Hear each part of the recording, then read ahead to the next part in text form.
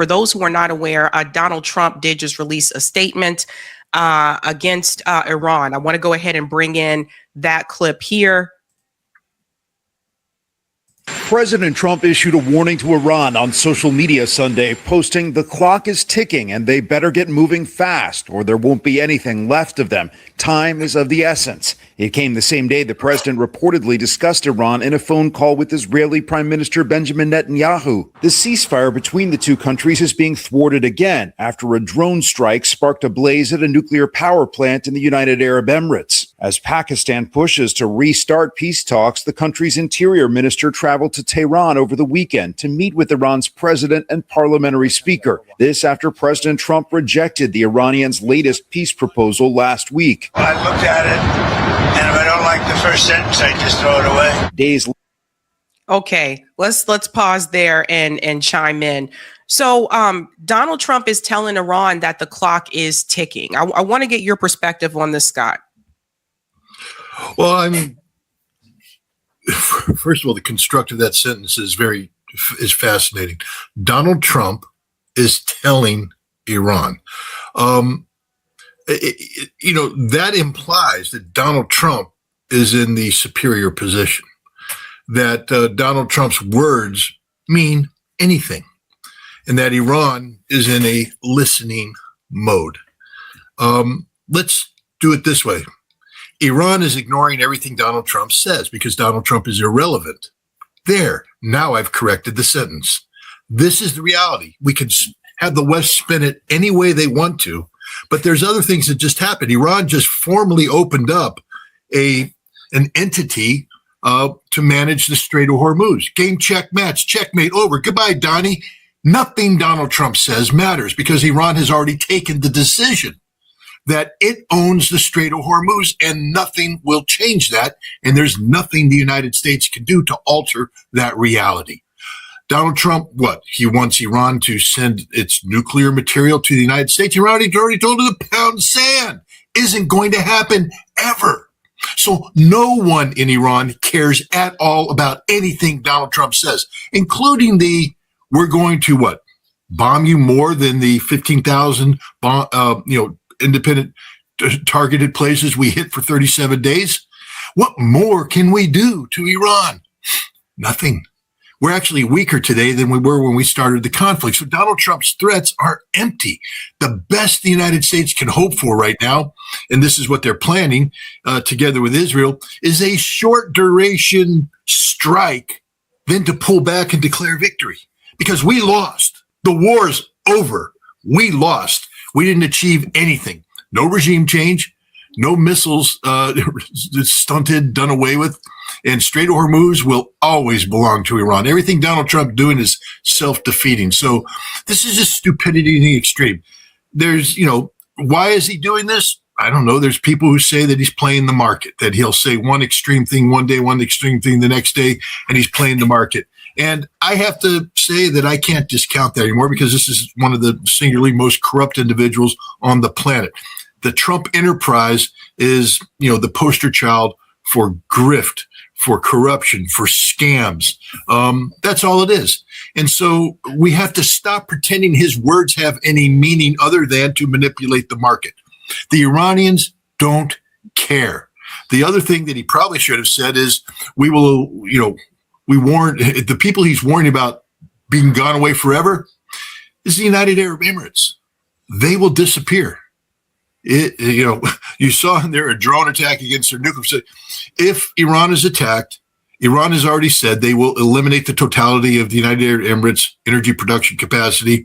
They will probably target desalination plants and power generation capabilities. Have you ever been to the Middle East, Sabby? You know how hot it is right now in the Middle East? It's 50 degrees and getting hotter every day. You can't live without air conditioning. These modern cities of Abu Dhabi and Dubai, they require lots of water, fresh water, which the United Arab Emirates doesn't have unless they have desalination plants. You blow up the desalination plants, no fresh water. You blow up power generation, no air conditioning. That combination is fatal for these two major urban areas. And then you take out oil production, and that's the end of the United Arab Emirates forever. That's what's about to happen. Every expert in the world says Donald Trump can't do this attack that he's promising, because to do so will destroy energy production in the Middle East for our lifetime. And that means we're taking 20% of the world's energy off the market. Again, not an expert, but when you start taking a look at the energy infrastructure that's out there and you reduce that energy level, refineries go out of business. It's going to have a cascading effect. Refineries go out of business. Shipping companies go out of business. In Europe right now, the entire air industry is about to go out of business. In the United States, you think you'd like to fly Delta Airlines? You won't be much longer because they won't be able to fly. American Airlines, grounded. Southwest, bankrupt. This is the reality that we're getting into. This moron in chief is putting the safety of America and the security of the world at risk because he can't admit he started a war that he lost. We lost this war. That's it. So it's interesting because the UAE, that drone attack that happened next to a nuclear plant in the UAE, they didn't say who they believe did that. You know, they're still not blaming anyone for it. But I did notice, like, corporate media, they were already getting the message out and they said it was probably Iran. You know, it just, again, that's reckless language. And that can lead to catastrophic events as well. But you're saying that the UAE would essentially be done. 100%. And they've made matters worse. I don't know if people have been watching what's happening with the UAE. There's been, over the course of the past decade or so, a serious competition with Saudi Arabia. They're not allies. They don't like each other and they compete. And they're in active conflict with one another through proxy throughout Africa, the Horn of Africa. Sudan, the United Arab Emirates has aligned itself with the practitioners of genocide. And the UAE is trying to posture itself as sort of the Middle East Sparta, and they have failed across the board. Failed. So they took a big gamble in this war. A lot of people don't. Benjamin Netanyahu sort of let the cat out of the bag, where he said, "I visited the United Arab Emirates." Now think about that. The Prime Minister of Israel visits the United Arab Emirates. Why? Well, the other thing that was let out of the bag is Israeli troops were operating on the soil of the United Arab Emirates. Missile defense systems were there. And that Israel has been working with the UAE to launch attacks against Iran. So this concept of the UAE as a victim is absurd in the extreme. The UAE is an active participant in this conflict. And now what's happened is we look at the security architecture that the United States once had superimposed over the region crumbling because of Iran's victory. Israel and the United Arab Emirates are making sort of a radical departure. The UAE withdrew from OPEC Plus. They're not part of that anymore. And the purpose is so they can maximize oil production. Benjamin Netanyahu gave a speech the other day where he said, in 10 years, I don't want to be taking any American money. I want to divorce myself, because he recognizes, Israel's at 60% of Americans don't support American policy with Israel anymore. It's a sinking ship. It's over for Israel here in the United States. It's just a matter of time before we ourselves close the doors. So Netanyahu is looking for an outlet. He picked the United Arab Emirates. The UAE and Israel are creating a joint partnership. And, which is all fine and dandy, except the little fine print. The United Arab Emirates will cease to exist if Donald Trump and Israel resumes the bombing of Iran. This isn't a game that's being played. This is existential issues, matters. The Israeli-UAE partnership isn't a partnership of peace. It's a partnership of war designed to do one thing, destroy Iran. And so do you think the Iranians, now that Israel and the UAE have acted on what they've only been whispering about in back rooms, acted on this, are going to say, well, that's okay, we'll just let them thrive? No, the Iranians have already said, this is not an unknown. They've said it. If we're attacked again, all this goes away. All of this goes away. So there we are. And again, if for the average American, you need to understand, guys, it's not just going to be higher prices at the pump. We're talking about the collapse of the American economy, total collapse of the American economy. We're going to have to redefine everything we do, which is why I honestly believe that Donald Trump isn't going to attack Iran, because even as criminally stupid as this man is, he has to know, because there can't be somebody out there whispering other facts into his ear.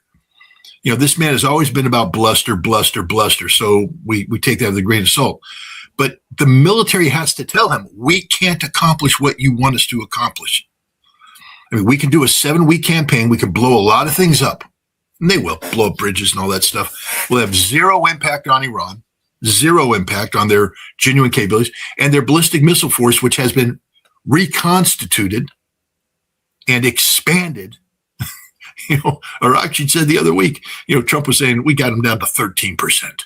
The CIA came out and went, no, really, it's like a 75%. Then they updated it and said, well, it's really about 90%. And Arakshi, the foreign minister, said, no, it's about 120%. You see, we've not only reconstituted everything that was expended during the war, we have secret underground missile production facilities that are cranking out even more advanced missiles. We're front loaded. We're ready to rock and roll. And all we need is an excuse. Don't give us the excuse, because we will start not in the past as a little bit here, a little bit there. They're going to go straight 0 to 60 in 3.4 seconds. I want to show you what Lindsey Graham just said recently. He was on Meet the Press. Let me go back a little bit here. Sunday, GOP Senator Lindsey Graham, a staunch Trump ally, pushed for more U.S. military strikes. Hurt them more. Maybe they'll make a deal if you hurt them enough. While Democrat. I just had to hear you. I had to let you hear that, because Lindsey Graham seems to believe that the answer to this is to hurt Iran more. Interesting, but I don't see him signing up to go fight anybody. But go ahead, Scott. Don't get me started, because I'm trying. My wife has told me, now that I'm a grandfather, I have to make sure that when I appear and speak, that when my granddaughter grows up and she sees me speak on the videos, that what I say is sound, rational, and not angry. And Lindsey Graham is somebody who makes me very, very angry. And I am very capable of saying things that are very unkind to this man. And I wouldn't be wrong saying them, but I have to remember this will live forever in the internet. So Lindsey Graham is, we know he's a warmonger. He's been a warmonger from day one. He is a lawyer, which means he should know about the law of war, but he's the worst kind of lawyer, because he's the kind of lawyer that perverts the cause of law rather than embraces the cause of law. He doesn't, he doesn't build a foundation of a law-abiding citizen. He's somebody who finds the loopholes in law to allow criminals to exploit the system. And the criminal, of course, is the United States itself, which functions as a nation that operates outside of the framework of international law. Lindsey Graham doesn't know violence. There are some people out there who do know violence, who speak irresponsibly, but most people who have experienced violence face to face don't articulate violence the way he does. The other thing is his resume doesn't lend himself to understand what air power really does. Even though he was in the Air Force, he doesn't know anything about the application of air power. Had he actually learned the art of war instead of the art of how to manipulate the law, he would know that, historically speaking, for instance, Desert Storm, which sort of set the standard for air power. I mean, the Air Power Survey after the Gulf War Air Power Survey, which was put forward by the U.S. Air Force, was meant to say the United States can accomplish everything by air power alone. We don't need the ground forces anymore. Just a little aside, I was thrown out of the theater in March of in 1991 after the war. I made a lot of friends saying that we didn't destroy any Scud missiles, and I'm being facetious. I made no friends saying that, but it was the truth.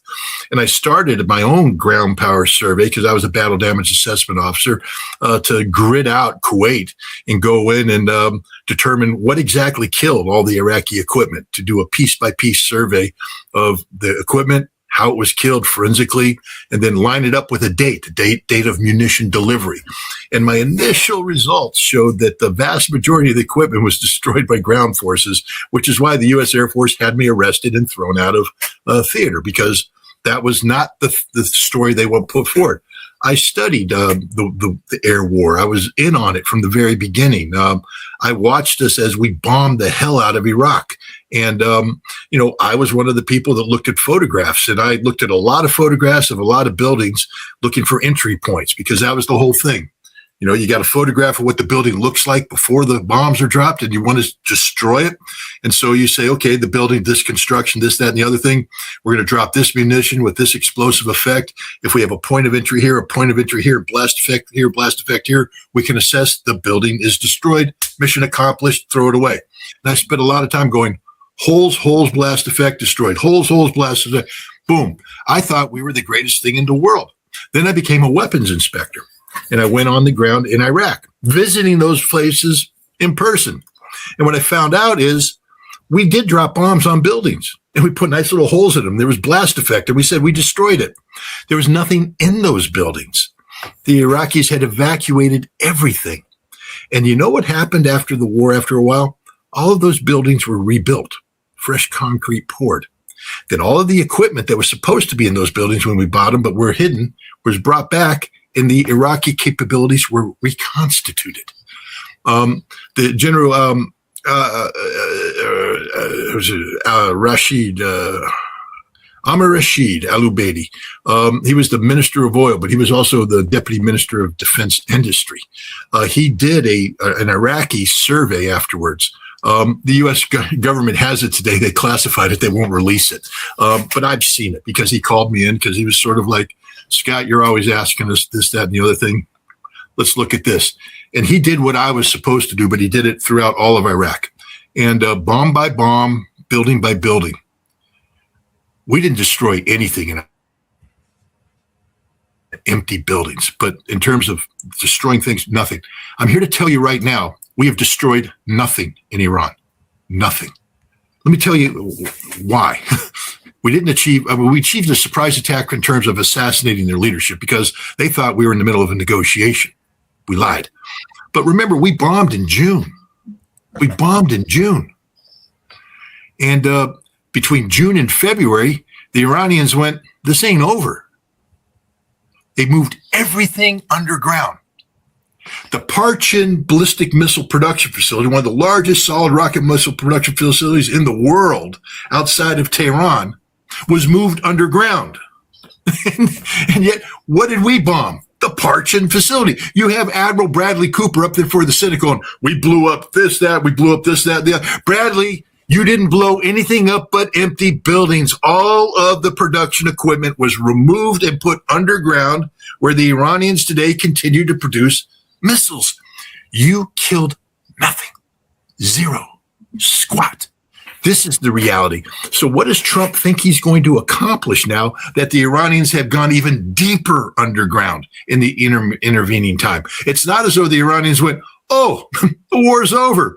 Bring everything up, boys. Put it all back into place, and let's let the Americans come in and really destroy everything. They've gone even deeper. They've gone even harder.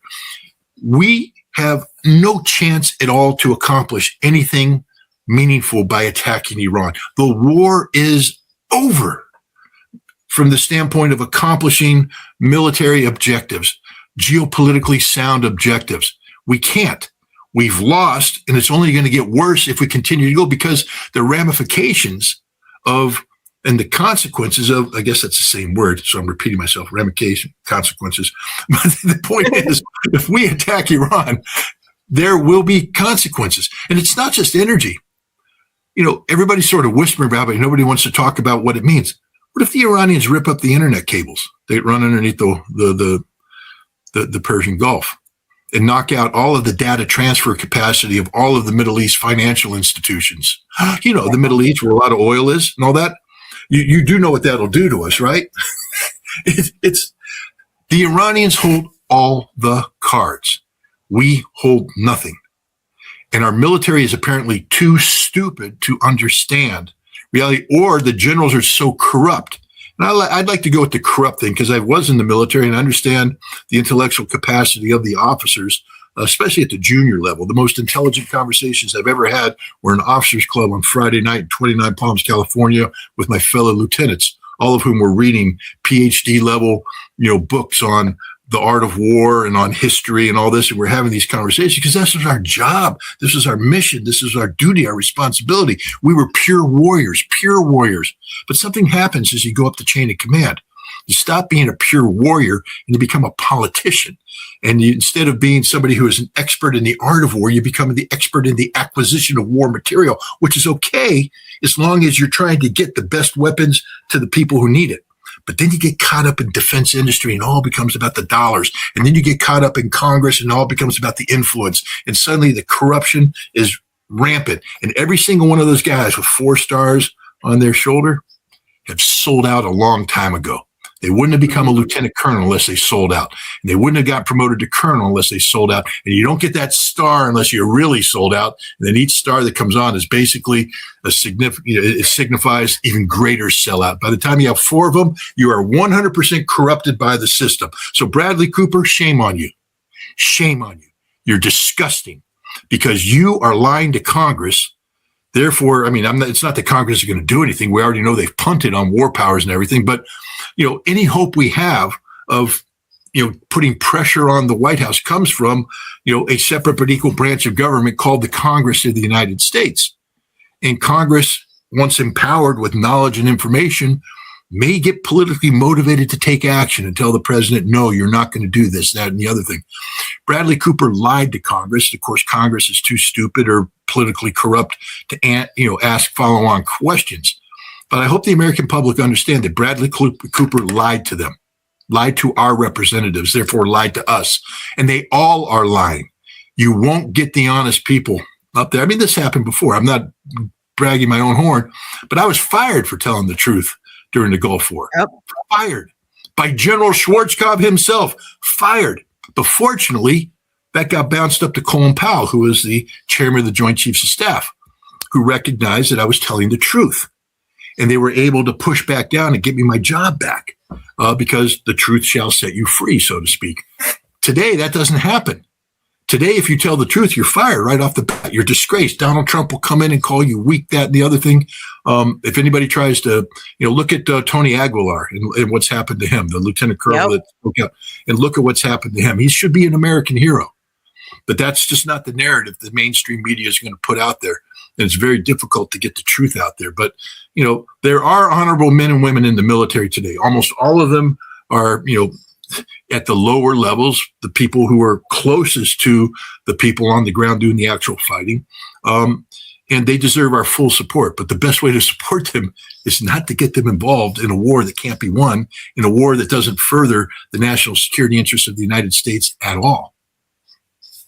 Well, it's interesting, too, because Trump did fire some of those generals. It's just like anybody that goes against him, he just fires them. He gets rid of them. But then also, I feel like they're not telling everything that's happening either. Like, for example, a lot of people don't know this just happened.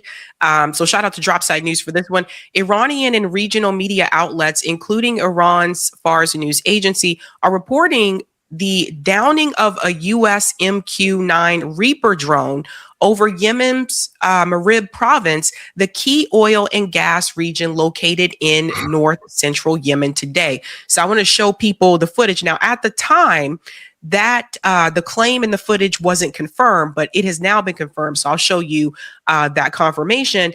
But this is the footage they're referring to. So you can see the wreckage right there. And now it has been confirmed. And again, like I said, Trump's administration, they're hiding a lot of this information. According to Open Source Intelligence Monitor, wreckage visible in circulating photos and videos was clearly that of an MQ-9. So Ansar Allah, they did shoot down. This is a U.S.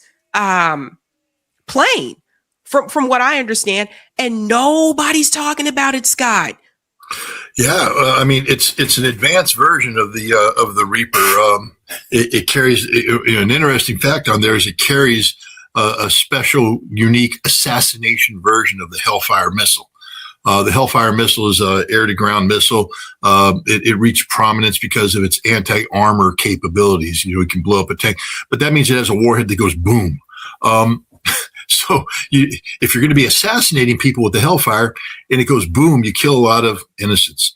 And so what we've done is we've created what we call the flying Ginsu knife. So basically it's a hellfire that has razor sharp project, and it fires in, and they come out, they unveil, they spin, and if you're in the car, you literally get sliced and diced. That's how we killed Qasem Soleimani. There's a reason why his hand was severed from the arm on the ground with his ring on it, because the flying Ginsu came in and sliced and diced him and the other people in the car. We have lost those missiles. There's 5 of them fully intact on the ground. Now, from an intelligence perspective, not only do the Houthi have it, but now you can know that the Iranians have it. If the Iranians have it, the Russians have it, the Russians have it, the Chinese have it. And they're all going to be reverse engineering this and figuring out how to do things to protect themselves from it, jam it, do whatever it wants. I mean, so this is a huge thing. But the other question is, why are we flying a Reaper with Ginsus over Yemen? Manab region is a contested area. It's the big oil production, and the Saudi-backed, people have to go back in time. 2014, Saudi Arabia intervened on behalf of what they call the legal government of Yemen, the government that was overthrown by Ansarallah, and they came in militarily to back this government in exile, and there's been a civil war being fought ever since, with Saudi Arabia on the side of the one side. United Arab Emirates came in, but then they supported Al-Qaeda. Yes, they supported Al-Qaeda because that's what they do.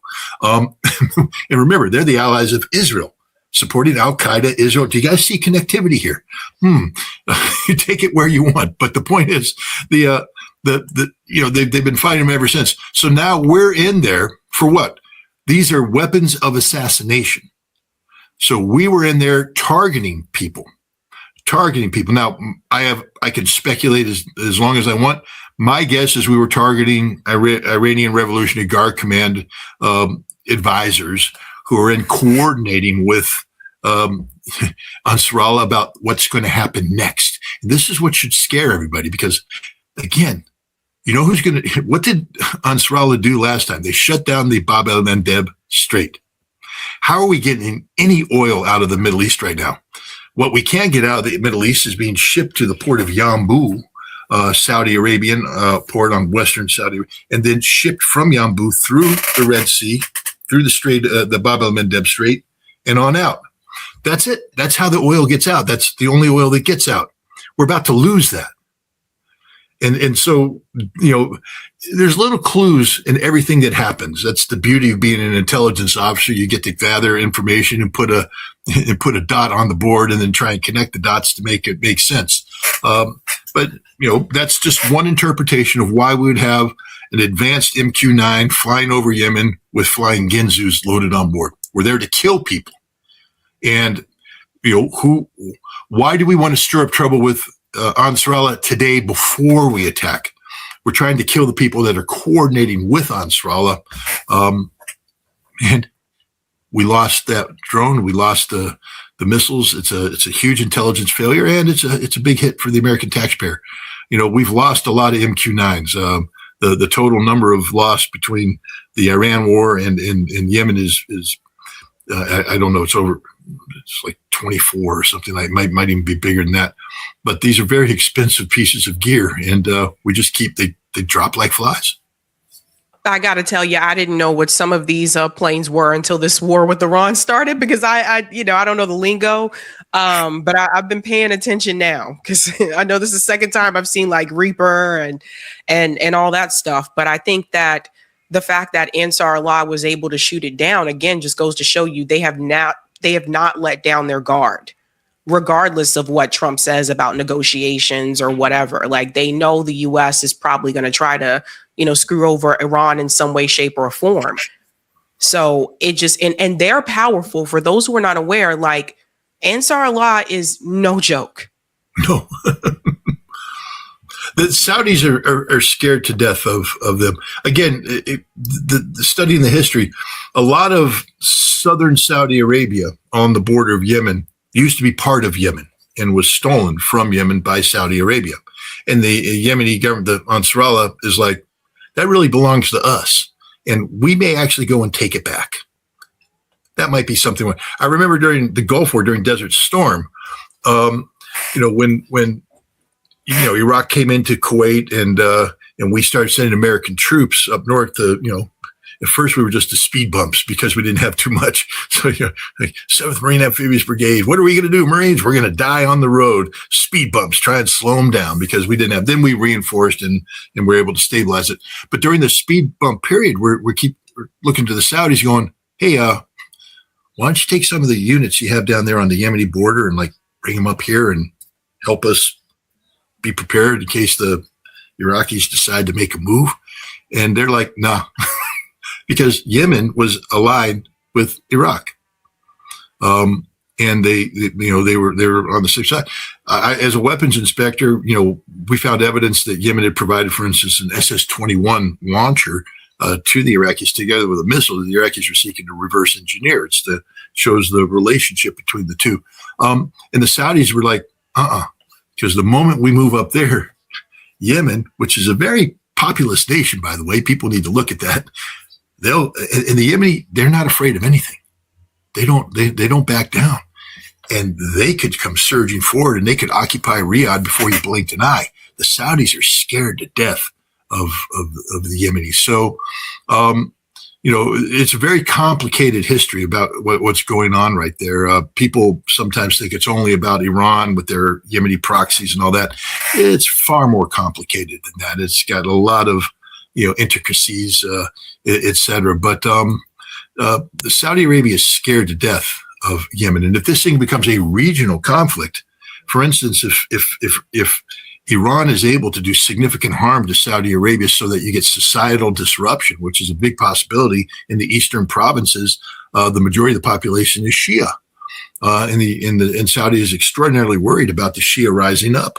So let's say you get the Shia rising up, Saudi Arabia now has to move in to secure their oil fields, and they divert resources away from the Yemeni border, and the Yemenis decide to make a march. They can take the southern provinces, no problem.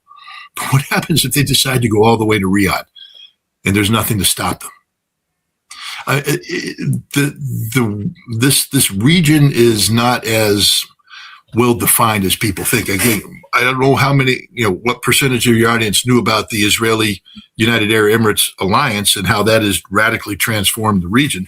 But we also have to keep in mind Yemen. It's sort of the sleeping ghost in the story.